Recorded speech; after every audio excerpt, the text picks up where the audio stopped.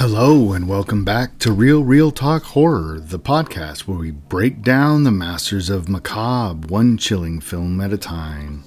I'm your host Josh Bell, and today we're diving into a dystopian masterpiece from the legendary John Carpenter.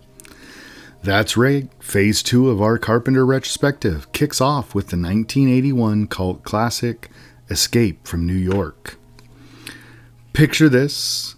It's in the future, 1997. Manhattan has been transformed into a walled-off maximum security prison, and the fate of the President of the United States rests on the shoulders of one man, Snake Plissken, a name so iconic it practically hisses. This movie isn't just another notch in Carpenter's belt. It's a genre-blending, world-building powerhouse. Escape from New York marries action and thriller elements with Carpenter's signature horror undertones, creating an experience that's as tense as it is thrilling. And let's not forget, it introduced us to one of the coolest antiheroes of all time, played to perfection by Kurt Russell. But what really sets this film apart in Carpenter's career? For one, it's a bold departure from the straight-up horror he was becoming known for, with the hits like Halloween and The Fog. Instead, it showcases his versatility as a filmmaker and his unparalleled ability to craft immersive worlds. This was the Carpenter who wasn't afraid to experiment, to push boundaries, and to let his imagination run wild. To put things in context, this film sits in a pivotal spot on Carpenter's timeline. It followed The Fog, a supernatural ghost story, and came right before The Thing, a sci-fi horror masterpiece that would redefine the genre. In so many ways, Escape from New York serves as a bridge between Carpenter's ability to terrify us and his knack for creating stories that captivate us. So grab your glider, pack your night vision goggles, and buckle up. We're about to enter a gritty, neon-lit version of 1997, where danger isn't just around every corner, it is the corner. Let's dive right in.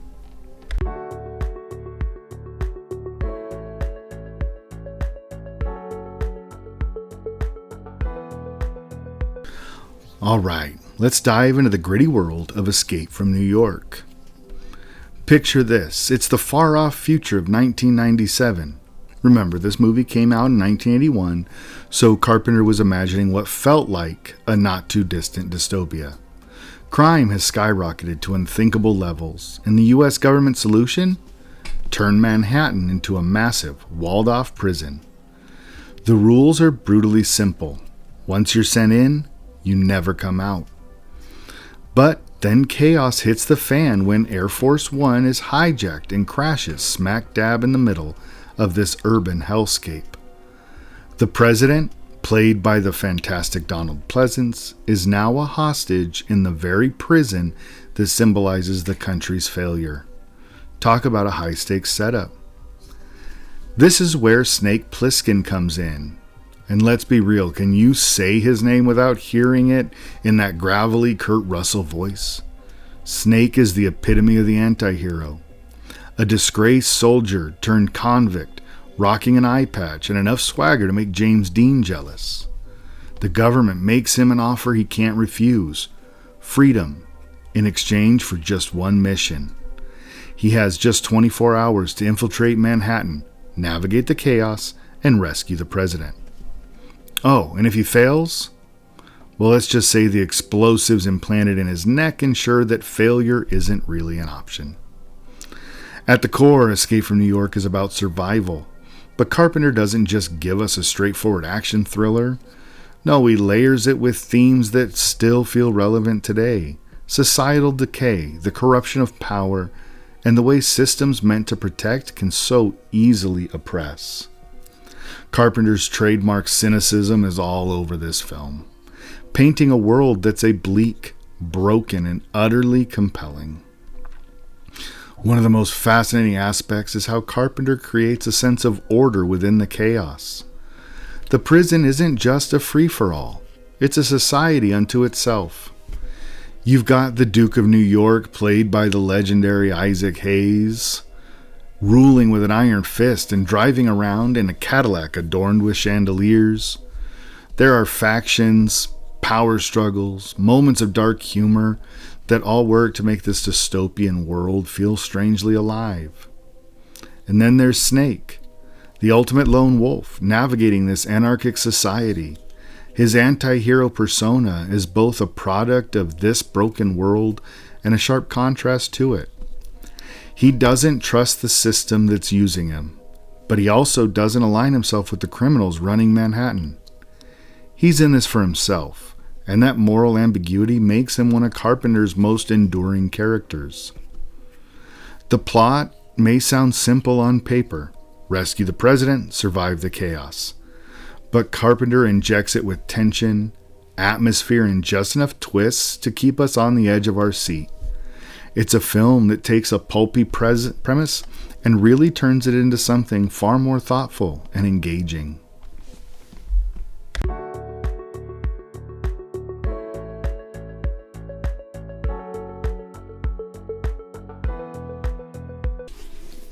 Let's pull back the curtain a bit on how Escape from New York came to life, because sometimes the stories behind the scenes are almost as fascinating as what we see on screen. First off, there's the budget. $6 million. By Hollywood standards, even in 1981, that was modest, especially for a film with such an ambitious premise. But if there's one thing that John Carpenter is known for, besides making us sleep with the lights on, it's stretching every dollar like a true auteur. To create the desolate, decaying streets of Carpenter's futuristic Manhattan, the production team didn't even set foot in New York. Instead, they headed to St. Louis, Missouri. A massive fire in the 70s had left parts of the city in ruins, providing the perfect post-apocalyptic backdrop. Add in some strategic lighting, Carpenter's signature use of shadow, and a few well-placed props, and suddenly you've got Manhattan that feels eerily alive. Well, as alive as a maximum security prison can actually be. Now, once again, Carpenter wasn't just the director. He co-wrote the script, he scored the film, and worked closely with producer Deborah Hill to ensure the project stayed cohesive and true to their vision. This multitasking approach is quintessential Carpenter. Deborah Hill, by the way, was the unsung hero of Carpenter's career. Their partnership, dating back to Halloween, was a creative force, and her ability to manage the production allowed Carpenter the freedom to experiment and take risks. And then there's Kurt Russell. Believe it or not, casting him as Snake Plissken was a gamble. Up until then, Russell had been stuck in the world of wholesome Disney movies. Hardly the first guy you'd picture as grizzled, eyepatch wearing antihero. But Carpenter saw something in him, and boy was he right. Russell threw himself into the role, delivering a performance that not only redefined his career, but gave us one of cinema's most enduring characters. Snake Plissken became the prototype for the reluctant antihero, influencing countless films and characters to come. The production design also deserves a standing ovation. With limited resources, the team used practical effects, scale models, and even matte paintings to bring this dystopian world to life. One of the more standout details is the glider sequence. Using a mix of models and cleverly framed shots, Carpenter made it look seamless, a perfect example of innovation over indulgence. And speaking of innovation, let's talk about the score. Carpenter's synthesizer-heavy soundtrack is more than just background music. It's another character in the film. The pulsating beats and eerie tones amplify the tension and immerse you in the gritty world. It's a minimalist sound, but sure, that's what makes it effective. Escape from New York wasn't a technical achievement, it was a creative triumph. Carpenter and his team took what could have been a simple B-movie premise and elevated it into something iconic. They didn't just make a film, they built a world. And it's a world that many still talk about now, 40 plus years later.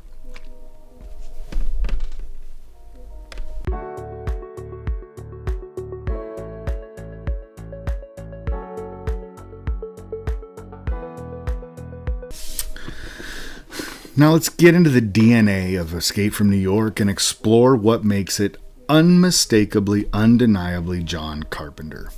Because when you watch one of his films, you just know there's a vibe, a rhythm, a mood that's uniquely Carpenter. Starting with the soundtrack, again, Carpenter's synth-heavy scores are the stuff of legend, and Escape from New York is no exception.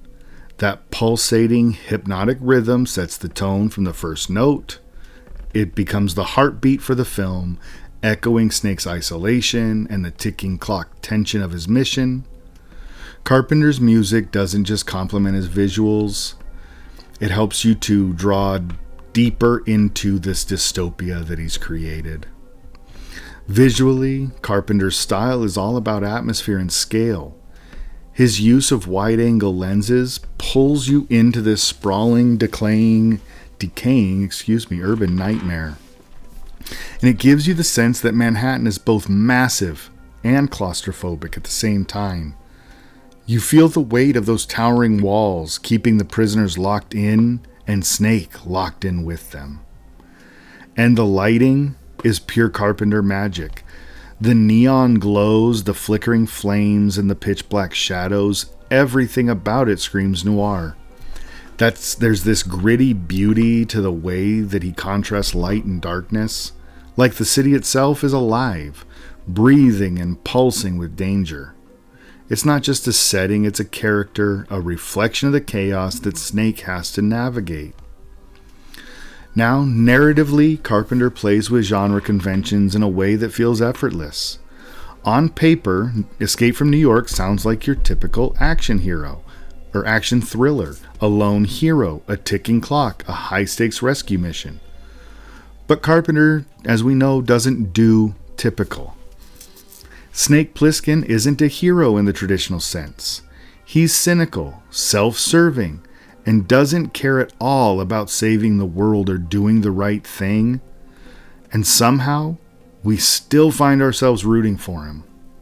That moral ambiguity is classic Carpenter. He's not interested in giving us a squeaky clean protagonist or a neatly wrapped resolution. Instead, he gives us complexity, grit, and characters who feel raw and real. Snake isn't out to save humanity. He's out to survive. And in Carpenter's world, survival is often the best you can ever hope for. Carpenter also knows how to use space and silence to ramp up the tension. Whether it's Snake creeping through a darkened alley or the quiet moments before all hell breaks loose, Carpenter takes his time, letting the suspense build and simmer until it just explodes. It's that slow burn approach that pays off big time, pulling us in and to the edge of our seat without even realizing that we got there. And then there's his framing. Carpenter has the ability to use the frame to isolate characters, emphasize that vast emptiness of the city, or trap them in this chaos. It's just masterful. Every shot feels intentional, like it's designed to pull you deeper into Snake's world. In Escape from New York, Carpenter takes the conventions of the action thriller genre and twists them around and makes something darker, moodier, and more introspective. It's no longer just about the mission. It's about man navigating a world that's just as broken as he is. And that, my friends, is why John Carpenter is a master of his craft. He doesn't just tell a story. He builds a world, immerses us in it, and leaves us with something to think about when we walk out of the theater.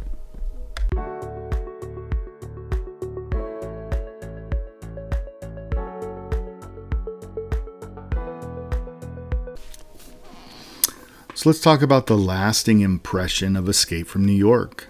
Because if there's one thing this film has done, it's carved out its place as a cornerstone of cult cinema. This isn't just a movie, it is a touchstone, a blueprint for how to blend gritty dystopian storytelling with larger-than-life action. One of the most obvious marks of its influence is in the world of gaming. If you're a fan of Metal Gear Solid, you've probably already spotted the connection. Hideo Kojima, the creator of the franchise, has openly said that Snake Plissken was a massive inspiration for his own protagonist, Solid Snake. The parallels here are impossible to miss, right down to the gruff voice, tactical skills, and no-nonsense attitude. And it doesn't stop at video games. Look at dystopian films and series that have come out since. Everything from The Hunger Games to Mad Max. The way Carpenter built a fully realized, anarchic world with its own rules, leaders, and dangers has become a playbook for creators trying to craft believable dystopias. Escape from New York showed us that a post-apocalyptic setting didn't have to just be a backdrop. It could become the characters themselves. Now there's Snake Plissken. Again, not just a character, he's a cultural icon. Snake is the archetype of the antihero, gruff, cynical, and utterly unwilling to play by anyone's rules but his own. He's the kind of guy who shrugs off authority and doesn't care if you like him, but you can't help rooting for him anyway. Sound familiar? That's because Snake set the template for countless antiheroes in popular culture. There's Wolverine and Joel in The Last of Us, and you can see the echoes of Snake's DNA everywhere. But what really makes Escape from New York timeless is Carpenter's world building. Remember, this movie was made on a $6 million budget, practically peanuts by today's standards, and yet Carpenter created a world that feels expansive, lived in, and hauntingly believable. Every detail, from the Duke of New York's makeshift empire to the wrecked vehicles littering the streets, adds to the atmosphere. It's gritty and grimy and oddly captivating. A dystopia you can almost imagine stepping into. And Carpenter's reputation as a master of atmosphere solidified. This was the film where he proved that tension and tone were just tools for horror. Or were not just tools for horror, they could elevate action and sci-fi as well. Few directors could take such a modest budget and craft something this ambitious and memorable. Over the years, Escape from New York has gone from cult classic to outright legend. It may not have been a massive box office success initially, as becomes the case with most of Carpenter's work, but its impact has only grown. Today, it's celebrated not just as a cornerstone of Carpenter's career, but a milestone in genre cinema. And honestly, that's what makes Carpenter's work so special. His films may have all started small, but they've echoed through decades, inspired generations of creators and fans alike. And Escape from New York is more than just a movie. It's become a part of a legacy.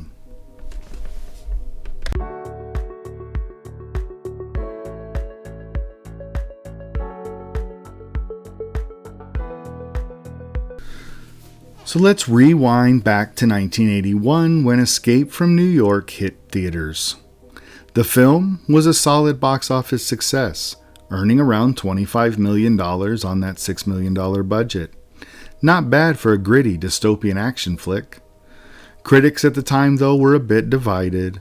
On one hand, they praised the film's moody atmosphere, Carpenter's knack for world building, and Kurt Russell's star-making turn as Snake.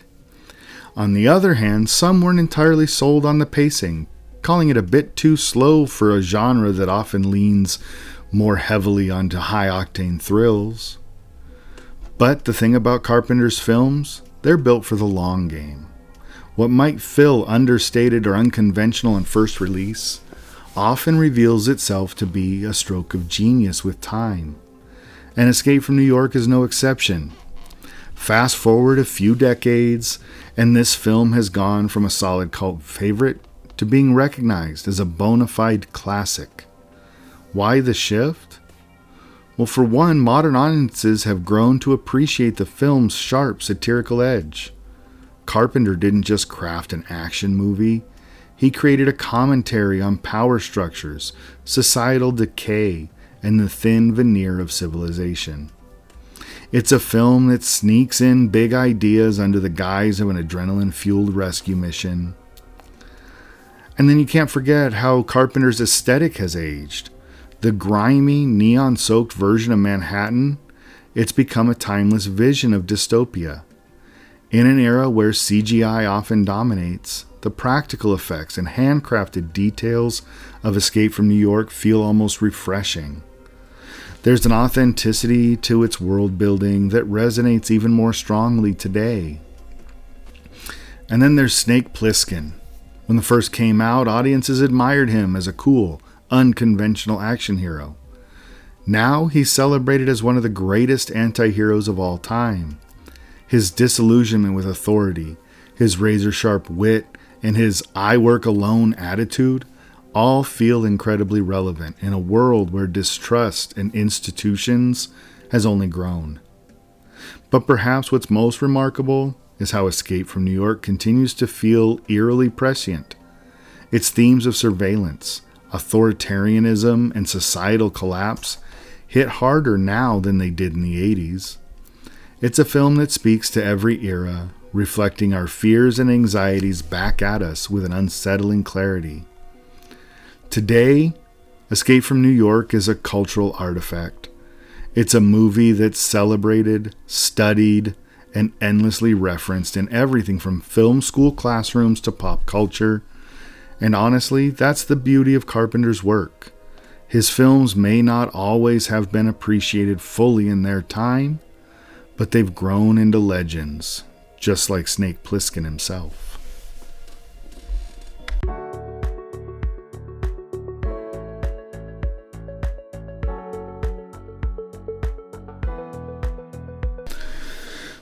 Okay, so let's dig into some of the moments that make Escape from New York unforgettable.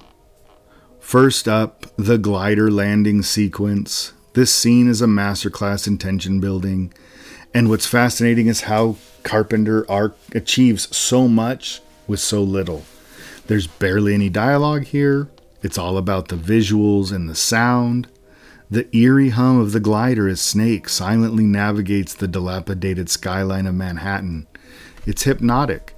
Carpenter lets the empty, crumbling city speak for itself and draws us into the desolate world without a single line of exposition. Then there's the final showdown with Duke. It's everything a climatic face-off should be. Intense, tightly paced, and brimming with payoff. Isaac Hayes as the Duke is larger than life, commanding every frame he's in.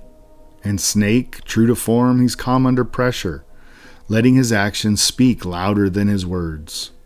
It's Carpenter at his best, balancing chaos with a razor-sharp focus on character-driven stakes. Now, what really sets it apart in Carpenter's filmography is its tone. Sure, this isn't a horror movie in the traditional sense. There are no mass killers or shape-shifting monsters, but make no mistake, that Carpenter DNA is all over it. There's this persistent underlying sense of dread that threads through the entire film. You feel the weight of the world. Snake is moving through with this bleak vision of society's collapse, where survival is the only rule. That's where Carpenter's genius comes in. He takes his mastery of isolation and tension, elements we've seen in Halloween and The Thing, and applies them to a completely different genre. The result, a dystopian action thriller that feels unmistakably Carpenter. And let's expand on the tone. The film strikes this incredible balance between gritty realism and heightened, almost comic book style action. This is a movie that knows exactly what it is and leans into the larger-than-life elements without ever losing its sense of grounded, real danger. From Snake's eyepatch wearing anti-hero swagger to the Duke cruising around in a Cadillac with chandeliers on the hood, the film embraces its eccentricities while maintaining that razor-sharp edge. Another key element worth discussing is the film's cynicism. Snake Plissken isn't a hero in the traditional sense. He's not trying to save the world or even the president because he cares. It's all selfish. It's about his own survival. The moral ambiguity is fascinating and refreshing, especially in a genre that often leans on clear-cut good versus evil dynamics. This is Carpenter proving that his skills as a filmmaker extend beyond the horror genre. Escape from New York is iconic, not because it's flashy or over the top, because it is so confidently itself. It's a film that doesn't compromise, and in doing so, it's become one of the most enduring pieces of Carpenter's legacy.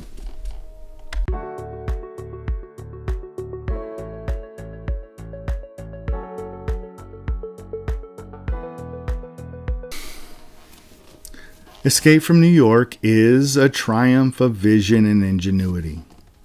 It's a film that takes a relatively modest budget and creates an extremely compelling, textured world that feels larger than life. Carpenter's ability to blend genres, action, dystopia, and even tinges of horror cements this movie as a standout in what is already becoming a legendary career. Snake Plissken is an icon, plain and simple. Kurt Russell's transformation into the gruff, cynical antihero remains one of the greatest examples of genre casting done right. From the grimy, neon-lit streets to Carpenter's haunting synthesizer score, everything about this film works. For Carpenter fans, this is essential viewing, no question. And for anyone just looking to see what his work is like for the first time, Escape from New York is a perfect gateway. It's intense, it's atmospheric, and just plain cool. That's why I'm giving it a solid 9 out of 10. And next up in phase 2 of our Carpenter retrospective, we're diving into Christine. We'll shift gears, literally, to explore obsession, revenge, and one seriously haunted Plymouth Fury. This is one you won't want to miss, so buckle up. And thanks for joining me on another episode of Real Talk Horror. If you love this kind of deep dive into Carpenter's world, please be sure to follow us on Instagram and Threads at Real Talk. We post updates, behind the scenes content, sneak peeks of what's coming next, and just general film conversation. And if you enjoyed the show, I'd really appreciate it if you could leave a review. It's a small gesture that helps the podcast reach even more fans like you to grow this conversation. And until next time, keep the lights dim, the popcorn ready, and the spooky vibes going strong. I'll see you soon for our breakdown of Christine. And until then, stay spooky, everyone.